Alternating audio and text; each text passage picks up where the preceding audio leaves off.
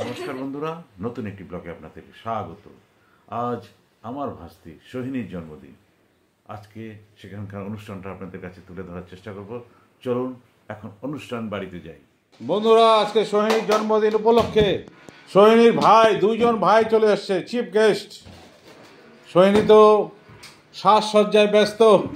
এই যে সোহিনীর মামি চলে আসছে।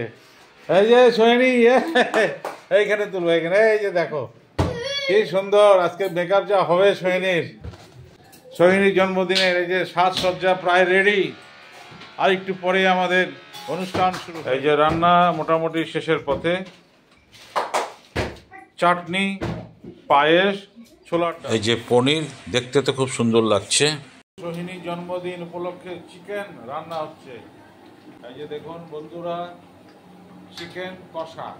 কখন আসছো? আমি 4:30টার সময় আসছি। তোমার বিয়েতে বরযাত্রী গেছিলাম, তুমি দেখছো আমাদের? দেখি না, মনে আছে? চিন্তা না না। এই যে সোহিনীর মামির বিয়েতে কিন্তু আমরা বরযাত্রী গেছি। সোহিনীর ভাই তো একদম ঘেমে গেছে একদম। তুমি কখন আসছো? 4:30 আসছো? কোন ক্লাসে পড়ো তুমি? ক্লাস 1। বাহ। আমার ভাস্তির জন্মদিন সোহিনী, আপনারা চেনেন, অনেক ব্লগে ও রয়েছে। ওর আজকে জন্মদিন। এই যে দেখুন কত সুন্দরভাবে সাজিয়েছে। প্রথমে তো আমি লক্ষ্যই করিনি, হ্যাপি বার্থডে লিখেছে কালো, আমার চোখে পড়েনি। ভালো করে আপনাদেরকে জুম করে দেখিয়ে দিলাম। এই যে দেখুন হলুদ আর কালো বেলুন। যে আমাদের ফ্রাইড রাইসও হয়ে গেছে, একটু পরে অনুষ্ঠান শুরু হয়ে যাবে, খাওয়া দাওয়ার। সোহিনী, আমি তোমাকে যেটা বলছি আর কি, তোমার আজকে জন্মদিন, তোমার মেকআপ আর কি মোটামুটি হয়ে গেছে না আরো বাকি আছে? হয়ে গেছে, সিম্পল মেকআপ একদম। বাহ, তোমাকে তো খুব সুন্দর লাগছে, একদম স্মিতা পাতিলের মতন লাগছে তোমার।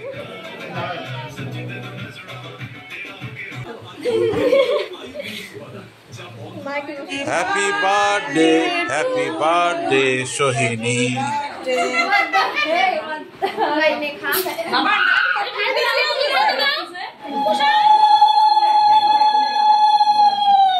সোহিনীর জন্মদিন উপলক্ষে খাওয়া দাওয়া শুরু হয়ে গেছে। খুব ভালো করেছো, তোমরা না আসলে হবে কি করে, তাই না?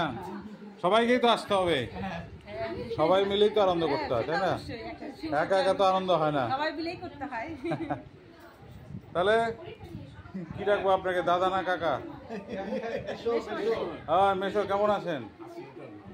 ভালো লাগলো আপনাকে দেখলাম অনেকদিন পর। সবাইকে ও, এই যে সোহিনীর জন্মদিন, আমার ভাস্তি, আমার দুটা ভাস্তির মধ্যে ছোট, তার জন্মদিন, আইসক্রিম খাচ্ছে, তার বান্ধবীদের সাথে গল্প করছে। এই যে সবাই আসছে। তোমাদের বাড়ি কোথায় বলো? আমার বাড়ি মহাকালধামে। তোমার? New town. তোমার বাড়ি? নেতাজি রোড। তোমার? মধ্যপাড়া বাড়ি। আচ্ছা আচ্ছা আচ্ছা। সবাই চলে আসছে। সোহিনীর দিদি, দুই দিদি, আমার দুইটা ভাস্তি, আমার মেয়ে। সোহিনীর জন্মদিন জমে উঠেছে আজকে। সোহিনীর মাম্মামা চলে এসছে, মানে জেঠিমা। আমরা তো জেঠিমা ডাকতাম, এখন নতুন নতুন ডাক সব। আমি তো তোমাকে আমি এটা দিলাম, তুমি তোমার পছন্দ মতো একটা কিছু কিনে নিবে। হ্যাঁ, যেগুলো দিচ্ছে নিন। এই যে তোমাকে গিফট দিলাম, এটা দিয়ে তুমি যা ইচ্ছা কিনে নেবে। এই যে আমার 2 নম্বর ভাস্তি, 1 নম্বর। এই যে আমার ভাই, আমার 2 ভাইয়ের মধ্যে বড় ভাই, মানে আমার বড় না, আমার পরে আরেক ভাই, তার মেয়ের জন্মদিন আছে। এই যে সেই আনন্দ, সোহিনীর তো সেই আনন্দ। হ্যাঁ, ফ্রেন্ডস এসছে, তাই না? এটা তো আনন্দ। সোহিনীর পিসি খুব ব্যস্ত, সোহিনীর মামিও খুব ব্যস্ত পরিবেশনে। সোহিনীর মা তো আছে, রান্না বান্নার থেকে শুরু করে সেই রান্না করে। যে সোহিনীর মেজমা, সেটা হচ্ছে বড় মা, বড় মা হচ্ছে জেম্মা, আর এটা মেজমা, মেজমাই নাকি? আচ্ছা ঠিক আছে।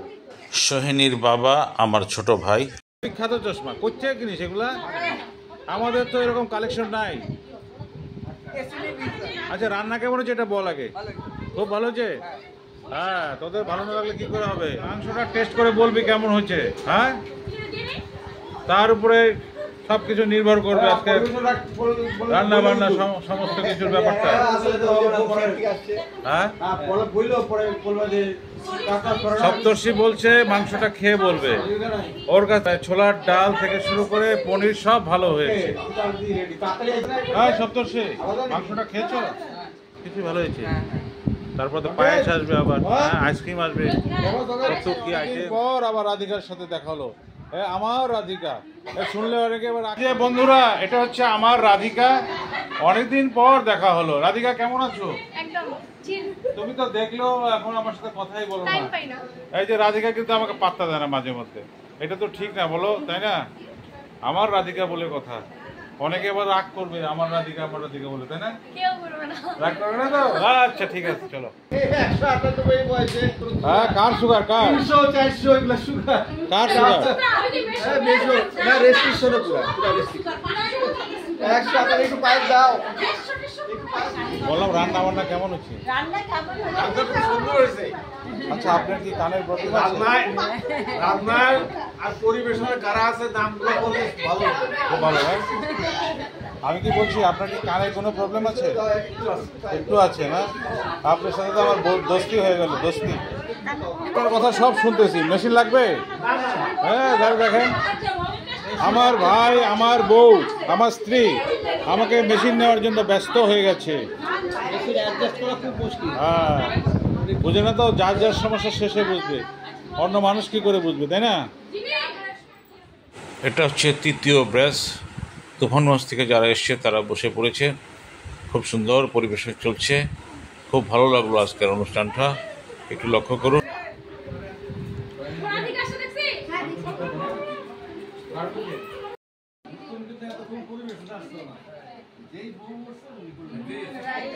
না,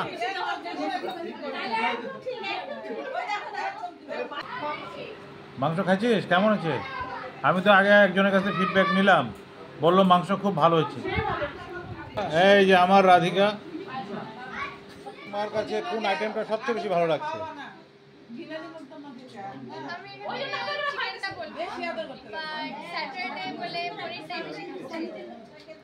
ও, চিকেন খাওনি? আচ্ছা, চিকেনটা কেমন হচ্ছে বলো? সেই না, অসম।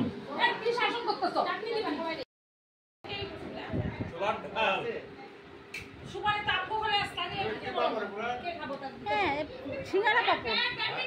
স্বপন, হ্যাঁ। সাথী।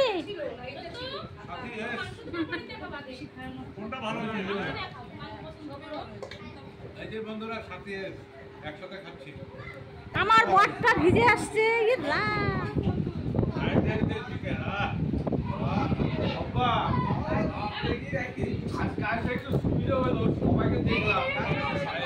পুরা ব্যস্ত ব্যবসায়ী, আমি তো চা খাচ্ছি। জন্মদিনের স্পেশাল আইটেম এটা, তাই না?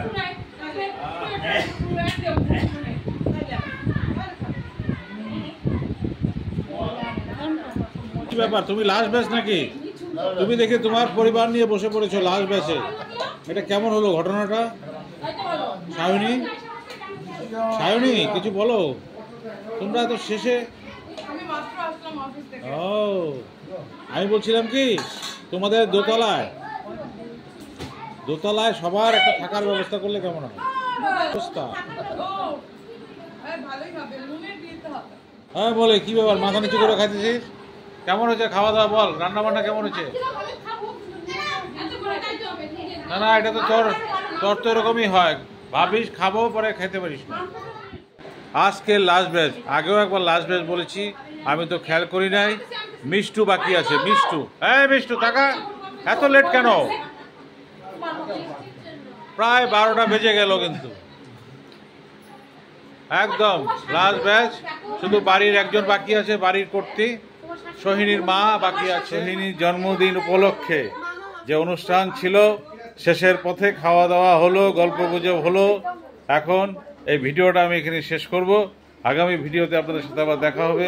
ভালো থাকবেন, সুস্থ থাকবেন, টাটা।